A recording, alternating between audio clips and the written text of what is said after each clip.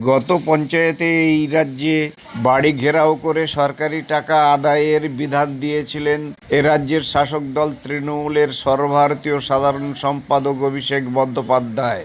তাতে সম্পূর্ণ সমর্থন জানিয়েছিলেন রাজ্যের মুখ্যমন্ত্রী তথা তৃণমূল সুপ্রিমো মমতা বন্দ্যোপাধ্যায়। নন্দীগ্রামে তাদের বিধান চালু করে দিল বিজেপি। 100 দিনের কাজের টাকা, জব কার্ড, স্বাস্থ্যসাথী কার্ড সহ একাধিক সামাজিক প্রকল্পের টাকা থেকে বঞ্চিত হচ্ছে এলাকার মানুষ। 14 এপ্রিল 2024 অর্থাৎ পয়লা বৈশাখ 1431 তারিখে নন্দীগ্রামের ঘোলপুকুরের তৃণমূল নেতা প্রকাশ মালের বাড়ির সামনে বিক্ষোভ দেখান বৃদ্ধ থেকে মহিলারা।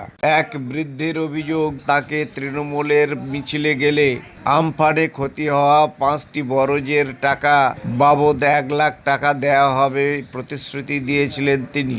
ওই মহিলা প্রকাশ মালের মিটিং মিছিলে যোগদান করলেও টাকা পাননি। একই অভিযোগ রয়েছে এলাকার সাধারণ মানুষের। তারাও তার বাড়ির সামনে অবস্থান বিক্ষোভ করে।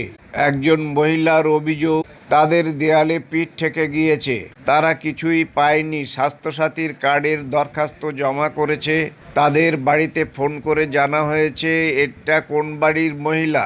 তাতেই ক্ষুব্ধ হয়েছেন গ্রামবাসীরা। গ্রামের মহিলাদের অভিযোগ, তাদের জব কার্ডের সমস্ত টাকা মেরে দিয়েছে ওই তৃণমূল নেতা।